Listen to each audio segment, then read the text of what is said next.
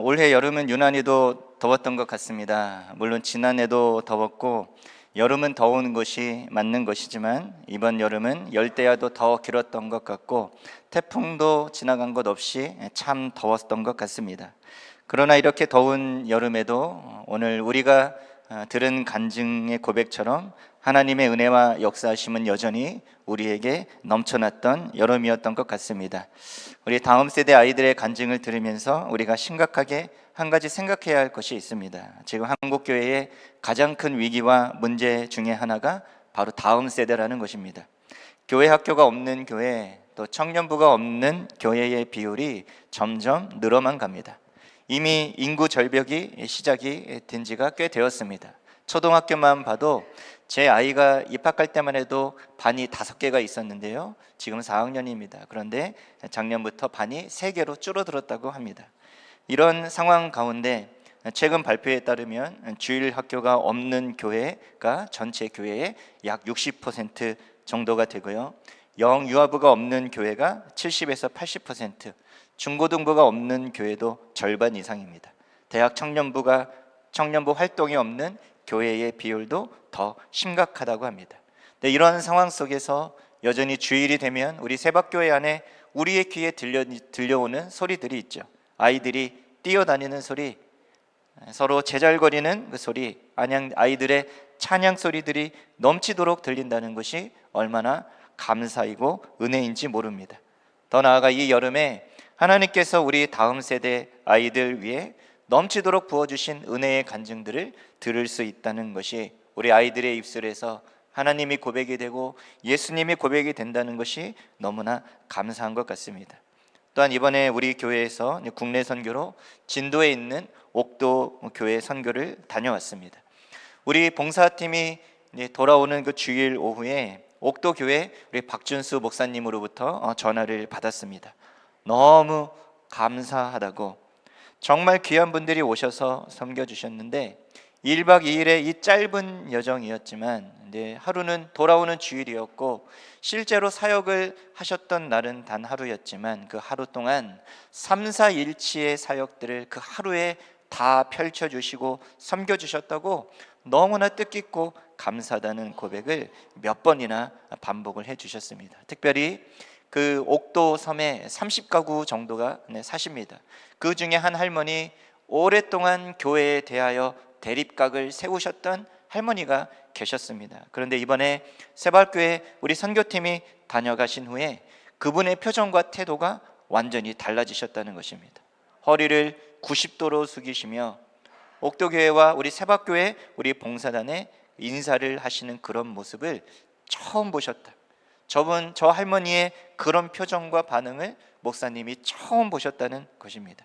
이렇게 주민들의 마음이 교회를 향해 열리게 되면 옥도 교회가 옥도에 존재하는 이유가 있죠. 바로 영혼 구원의 그 문도 활짝 더 열리게 되는 줄로 믿습니다. 이런 여름 사역들이 저절로 진행될 리는 없습니다. 분명히 어려움이 있고 여러 방해들도 있고 뛰어넘어야 할 그런 벽들이 있었을 것입니다. 그러함에도 불구하고 매 주일마다 아이들을 위해 섬겨주시고 반갑게 맞아주시며 아이들을 위해 헌신하시는 우리 교사 선생님들이 계셨기에, 또 이 여름 사역, 여름 수련회에 시간을 구별하여 기쁨으로 자원하여 동참하셨던 우리 성도님들이 계셨고, 함께 가지는 못해도 그래서 기도해 주시고 물질로 후원해 주신 성도님들이 계셨고, 이러한 사역들이 건강하게 잘 진행될 수 있도록 늘 자기의 자리를 묵묵히 잘 지켜주시고 섬겨주시는 성도님들의 자리가 있었기에 이 모든 것이 합력하여 주의 은혜가 넘친 줄로 믿습니다. 우리가 살펴보는 느헤미야서의 이야기도 마찬가지인 것 같습니다. 예루살렘 성벽 재건이라는 이 이스라엘의 위대한 역사적 과업도 저절로 되지는 않았습니다. 오히려 성경학자들은 이 예루살렘 성벽 재건이 52일 만에 이루어진 것은 결코 있을 수가 없는 일일 것이라고 이야기를 합니다. 몇 년을 계획 세우고 준비를 해도 모자를 판에 52일 만에 완성되었다는 것은 기적 중에 기적이라는 것입니다. 느헤미야의 백성들이 예루살렘을 성벽을 쌓는 이 과정도 저절로 되지는 않았습니다. 숱한 어려움과 방해를 감당해야만 했던 것입니다. 조롱과 협박, 실제적인 공격의 위협과 같은 외부의 공격과 방해가 있었고요. 내부에서도 분열될 뻔한 위기가 있었습니다. 그들은 계속 이런 어려움들을 감당해 가며 이제 성벽을 거의 다 완성해 갔습니다. 오늘 본문에 보시면 이제 성문 문짝만 달면 되는 것이라고 이야기를 하죠. 그런데 성벽 공사에서 사실 제일 중요한 것이 바로 성문의 존재입니다.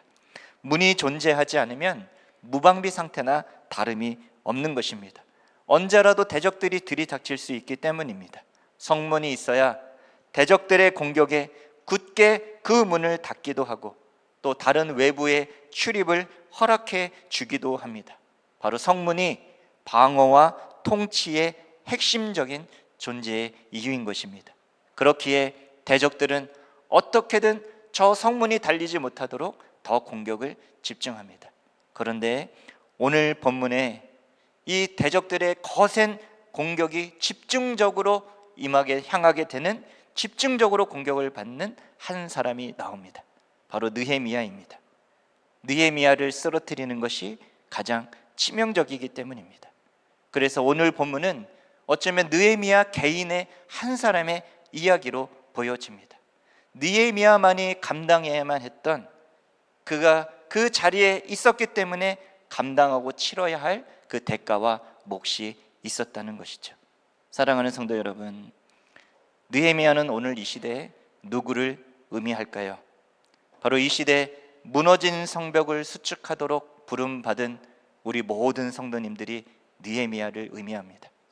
교회를 섬기고 세워가도록 부름받은 성도들, 이 시대 하나님이 주신 하나님 가치 안에서 가정을 세워가고자 하는 우리 모든 성도들, 세상 속에서 하나님 나라를 세워가고 확장하도록 부름받은 사람들, 그리고 내 삶의 무너진 성벽을 다시 세우고 이 땅에 무너진 성벽들을, 하나님 나라를 다시 세워가기 원하는 모든 성도들, 우리 모두는 이 시대 느헤미야로 부름을 받았다는 것입니다. 오늘 본문에는 그 원수들의 집요하고 위험한 공격 속에서 느헤미야가 했었던 믿음의 고백들이 나옵니다. 그가 선포하고 고백했던 그 순전한 믿음이 결국 원수들의 계획들을 다 무너뜨리게 되고 성벽을 완성하게 될 것입니다. 그래서 이 느헤미야의 고백이 우리의 삶 속에서도 그대로 고백되는 믿음의 고백이 되기를 소망합니다. 오늘 이 고백들을 함께 살펴보며 하나님께서 우리에게 주시는 음성을 함께 듣기를 원합니다. 우리 첫 번째 주제입니다. 우리 함께 화면 보시고 읽겠습니다. 시작. 나는 하나님의 큰 역사를 하고 있으니 내려가지 못하겠노라. 나는 큰 역사를 하고 있으니 너에게로 가지 않겠다라고 하는 느헤미야의 고백이 있죠. 이제 거의 다 왔습니다. 이제 마지막 문짝만 달면 된다고 말씀드렸습니다. 이제 다 왔는데, 그래서 원수 산발랏도 가만히 있지 않았습니다. 우리가 오노평지에서 만나자라고 제의를 해옵니다. 그것도 한 번 거절로 끝난 것이 아니라 두 번, 세 번, 네 번까지 거듭 제의를 해옵니다. 겉으로는 평화와 또한 대화와 타협의 얼굴을 하고 있지만 실상은 느헤미야를 해치고 죽이려고 하는 음모를 꾸미고 있었습니다. 느헤미야는 이 원수들의 제안을 단호하게 거절을 합니다. 자기를 해치려는 줄 알아서 거절한 것이 아니었습니다. 그것은 나중에 알았습니다. 그로 하여금 원수들의 제안을 거절하게 했던 이유와 명분은 느헤미야에게 너무나 명백했죠. 우리 그 고백을, 우리 성경 구절 3절을, 오늘 본문 3절을 한번 같이 읽어보기를 원합니다. 우리 3절입니다. 시작. 내가 곧 그들에게 사자들을 보내어 이르기를 내가 이제 큰 역사를 하니 내려가지 못하겠노라. 어찌하여 역사를 중지하게 하고 너희에게로 내려가겠느냐 하매. 느헤미야가 이야기합니다. 나는 지금 큰 역사를 하고 있는 중이라고 이야기합니다. 여기서 나오는 이 크다라는 단어는 가돌이라고 하는 이 히브리어 단어인데요, 단순히 크다라는 의미뿐만이 아닌 위대한, 그 중요한 이런 의미를 가지고 있습니다. 나는 지금 나에게 있어 가장 위대한, 내게 가장 중요한 가치가 되는 이 일에 집중해야만 한다. 하나님이 내게 맡기신 이 일을 중단할 만큼 온오평지로 내가 가야 하는 일이, 거기에 가기 위하여 이 공사를 중단해야 할 아무런 이유나 가치가 없다라는 것입니다. 느헤미야에게 이 성벽 공사는 단순히 건물을 세우는 그런 일이 아니었습니다. 다시 하나님 나라라고 하는, 이스라엘이라고 하는 하나님 백성의 나라를 회복시키는 중대한 의미를 가지고 있다는 것을 알고 있었던 것입니다. 옛날 어느 교황이 교회 건물을 짓고 있는 공사 현장을 방문했습니다. 3명의 일꾼이 열심히 같은 현장에서 땀을 흘려 일을 하고 있었습니다. 교황이 질문합니다. 당신들은 여기서 무슨 일을 하고 있는 것입니까? 첫 번째 사람이 대답합니다. 나는 지금 벽돌을 쌓는 일을 하고 있습니다. 동일한 작업을 하고 있는 두 번째 사람이 대답합니다. 나는 지금 빌딩을 세우는 일을 하고 있습니다 라고 대답합니다. 세 번째 사람은 나는 지금 하나님을 예배하는 성전을 짓고 있는 중이라고 대답을 했습니다. 어떤 사람에게는 내 눈앞에 벽돌 쌓는 일이 그저 고된 의무, 고생스러운 현장, 생계수단일 뿐입니다. 그러나 어떤 사람은 똑같은 일을 해도 내가 지금 흘리는 이 땀방울이 어떤 의미와 가치를 가지고 있는지, 내가 지금 어떠한 역사의 현장 가운데 동참하고 있는지를 알고 있었다는 것입니다. 우리의 여름 사역도 아마 이랬을 것입니다. 우리가 섬기고 지원했던 다음 세대 사역 마찬가지죠. 아마 성도님들께서는 D.L. 무디라는 이름을 들어보신 적이 있으실 것입니다. 1800년대 후반 자기 시대, 이 19세기에 약 1억 명 이상의 사람들에게 복음을 전했던 19세기 가장 위대한 복음 전도자로 불렸던 D.L. 무디입니다. 이 무디가 자신이 가장 존경하는 사람으로 고백하는 사람이 에드워드 킴볼이라는 분입니다. 이 킴볼은 바로 무디가 다녔던 교회의 주일학교 교사였습니다. 아무도 신경 쓰지 않는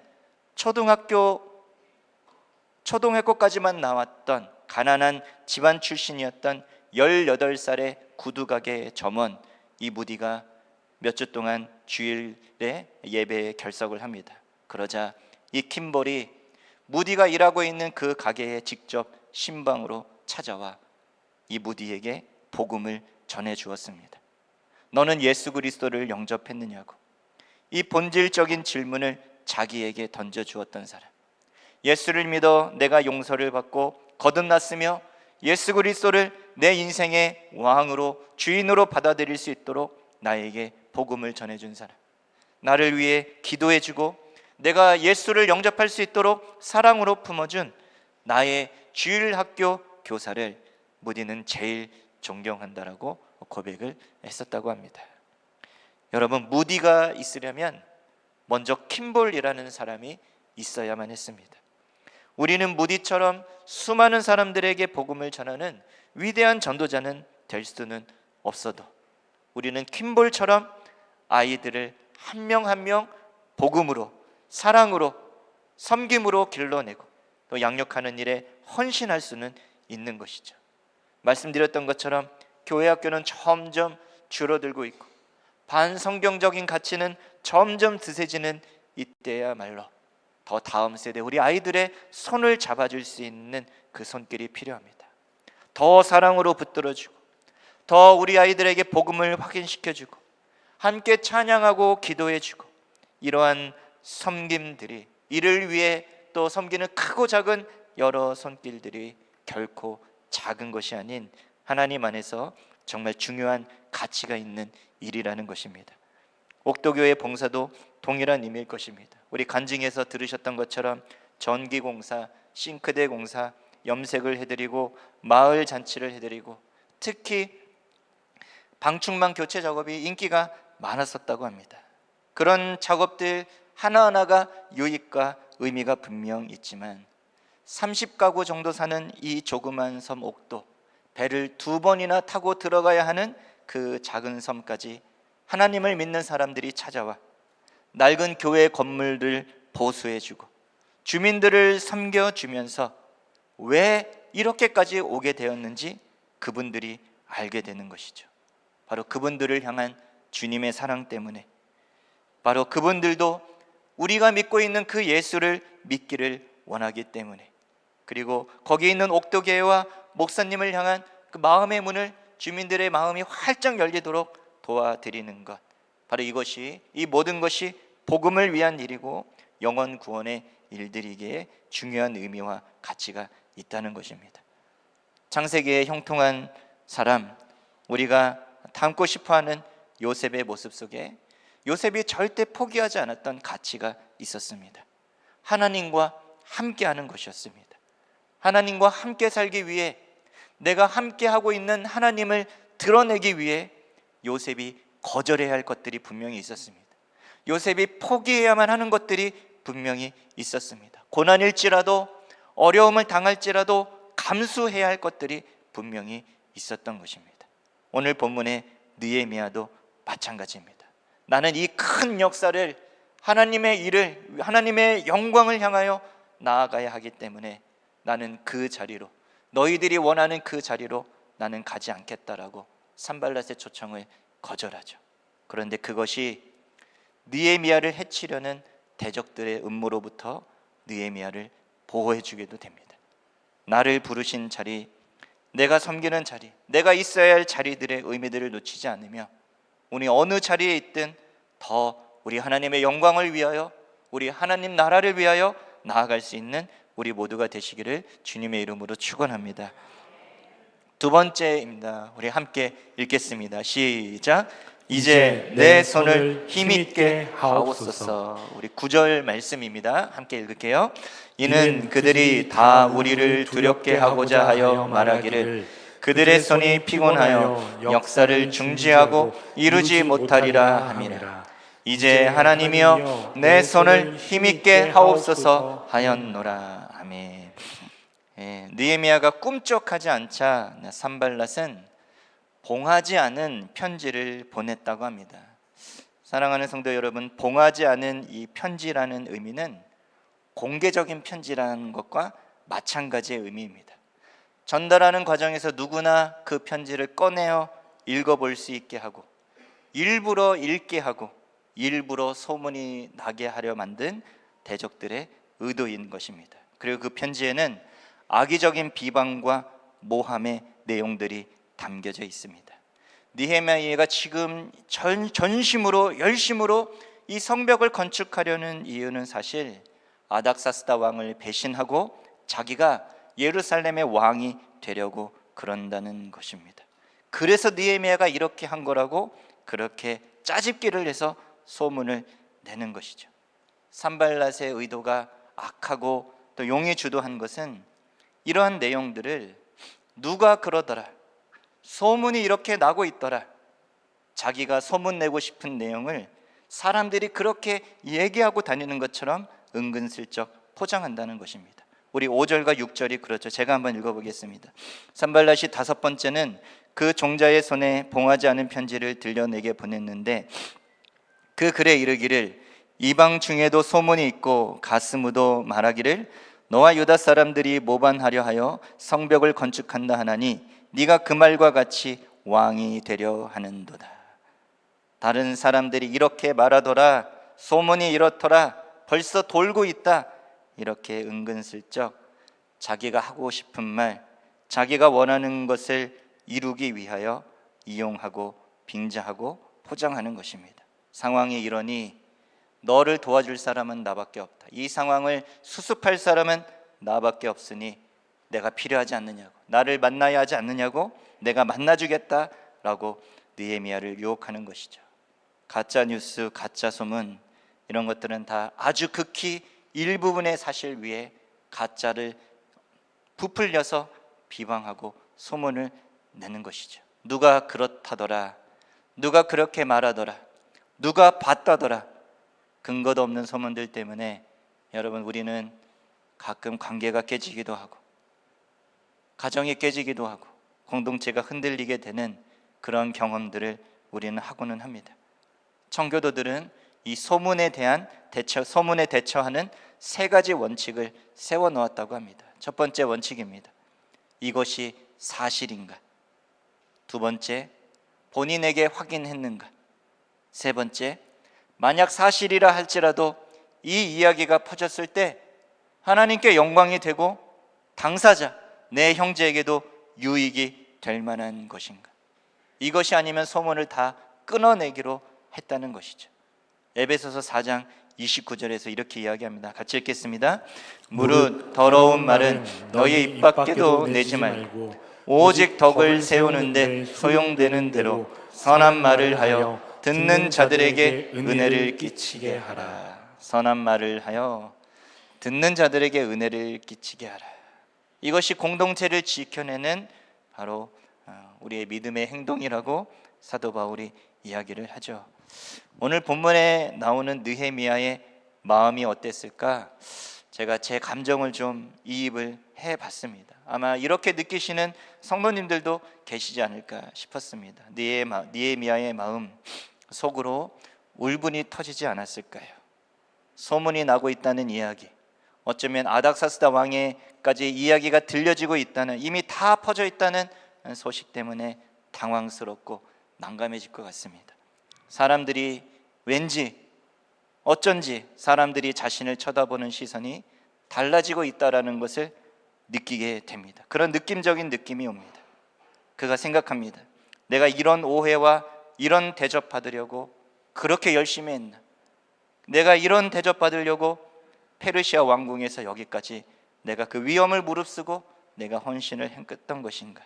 아니, 거짓 모함은 그렇다 치고 그 사실을 고지고대로 받아들이는 사람들은 또한 무엇인가?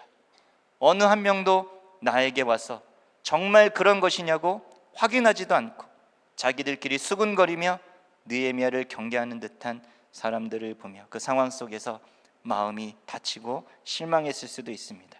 아니, 내 주변에는 느헤미야는 절대 그럴 사람이 아니라고 항변해주고 함께 싸워줄 수 있는 그런 사람이 한 명도 없는 것인가? 이런 오만 가지 생각들이 들지 않았을까요? 얼마나 울분이 터지고 다 의미 없는 것 같고 힘이 빠졌을까요? 이 성벽 세워봤자, 이렇게 열심히 세워봤자 오해만 더 받을 것인데 의미가 없어지는 것 같고 의욕이 떨어질 수도 있을 것 같습니다. 그런데 오늘 본문에 느헤미야가 보여주는 진실된 믿음의 모습이 있습니다. 그 문제를, 그 모든 상황, 내 안에 들려오는 모든 복잡한 고민들과 생각들, 그것들을 사람을 찾아가지 않고 하나님을 찾아가며 다시 하나님 앞에 들고 가는 것이죠. 오늘 본문에는 짧게 나왔지만 아마 이런 기도이지 않을까 생각이 들었습니다. 하나님, 저는 여전히 혼자인 것 같고 저는 이 일을 감당하기에는 너무 연약합니다. 주님, 저의 실수와 저의 잘못이라면 저로 하여금 깨닫게 해주시고 징계를 해주셔도 좋습니다. 그러나 주님, 이것이 주님을 방해하는 사탄의 역사라면 주여 이 일을 감당할 수 있도록, 이 일 가운데 믿음의 승리를 이룰 수 있도록 주님 저에게 힘을 주시옵소서. 이제 끝까지 주님 맡기신 이 일들을 완성하도록 내 손을 붙들어 주시옵소서. 아마 이렇게 기도했을 것입니다. 우리도 그렇습니다. 억울한 거 풀어보려고 아무리 한 사람 한 사람 붙들고 설명하고 항변하여도 풀어지지 않습니다. 오히려 또 다른 갈등과 오해를 낳게 된다는 것, 느헤미야는 그런 것들이 다 시간 낭비라는 것을 잘 압니다. 느헤미야는 원수가 원하는 것을 행하지 않죠. 원수가 제일 두려워하는 것들을 행합니다.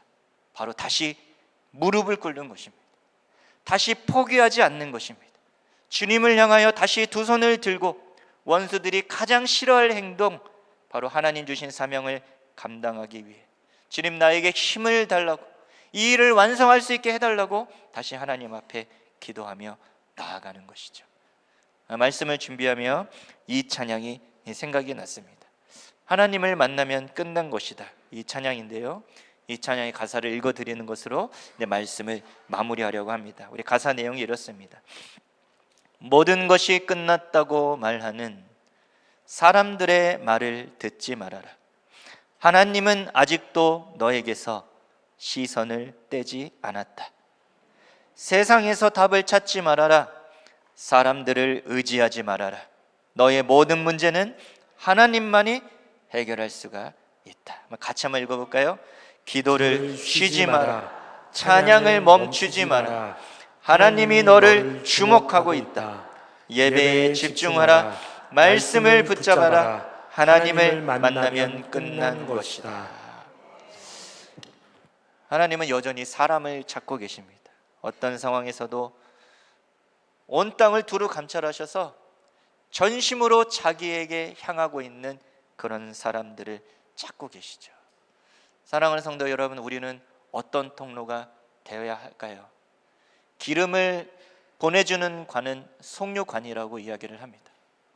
오수가 통과하는 관은 오수관이라고 합니다. 깨끗한 물을 보내주는 관은 상수도라고 이야기를 합니다. 사랑하는 성도 여러분, 우리는 어떤 통로가 되어야 할까요? 느헤미야는 다시 자기의 마음을 하나님께 연결합니다. 기도로 연결하고 하나님께 붙듭니다. 하나님께로 부어지는 은혜, 하나님께로 부어주시는 기름 부음, 그 은혜로 살고 그 은혜를 흘려보내기 위해 다시 하나님께로 나아가는 것이죠. 그것이 나의 삶의 현장에 주님 있으라고 하신 그 사명의 현장 가운데 필요하기 때문인 것입니다.